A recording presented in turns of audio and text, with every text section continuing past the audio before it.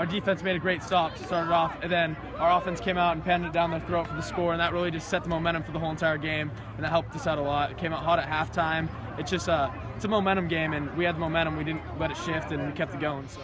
The Stadium High School football team coming in with its high-octane offense averaging more than 500 yards per game, taking on the Peninsula High School Seahawks, which are coming off their first and only loss of the season last week, a 6-3 defeat at Timberline, trying to make the state playoffs for the fourth time in the past 5 years.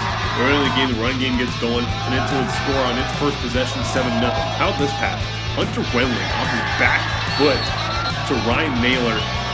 But after an interception, Peninsula would get a 34-yard field goal from Danny Jackson. One of his 3 field goals of the night, and when you hit that many field goals, you get to celebrate.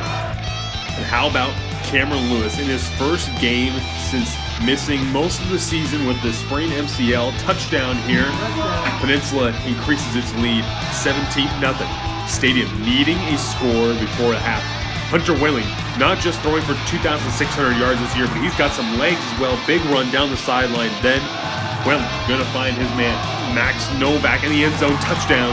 Novak coming into the game with more than 900 receiving yards in the season, adding to his total there. But Peninsula, so much ground and pound, then finally some room. Braden Potter gonna go all the way down inside the 30, down inside the 20 into the red zone. He also had the interception in this game and a sack. Potter with a big night for Peninsula.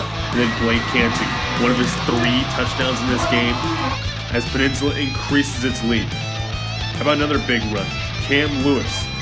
And coming into this game, he had missed every other one except for the season opener against Mount Spokane with the MCL injury. Tonight he rushed for 21 carries for 109 yards and 2 touchdowns. A big lift for Peninsula, which rushed for 284 yards as a team compared to Stadium's 71 yards, getting it done on the ground.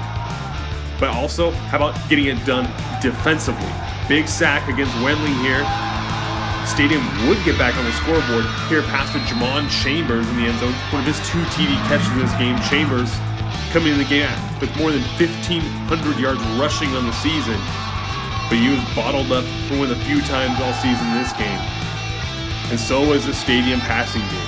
Sacked again, a Stadium's dream season would come to a close here, trying to make the state tournament for the first time in school history. Instead, it's going to be the Seahawks on their way into the 3A state playoffs for the 4th time in the past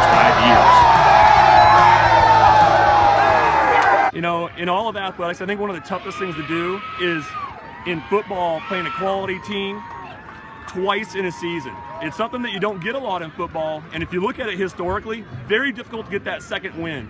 So we did not cut any corners all week. Our coaches put a tremendous amount of time in. Our players played an impeccable game. They carried out the game plan in all 3 phases, and so they did a fantastic job tonight. We've been in the playoffs 11 of the last 12 years, and for us, you know, we told them, you know, that tradition is something they have to earn. And so tonight we want to throw them in the meat grinder and grind it down and play gritty, and we earned it on every single play tonight. Ross, he does a great job at making us, he's our leader, but you know, we're all a family. He's a part of our family. All of our coaches are a part of our family. Not a lot of teams have that, and that's what makes us special, I think, is because we all have that bond that not a lot of teams have. The O-line really, we weren't touched till like 5 yards sometimes, so it was all them. We were talking all day today and yesterday how we do things the right way, and we don't like to cut corners on this team. We wake up early on Wednesdays, even though we have a late start, and we'll work out. On Mondays after practice, we work out. The coaches are really involved, and we do things the right way here.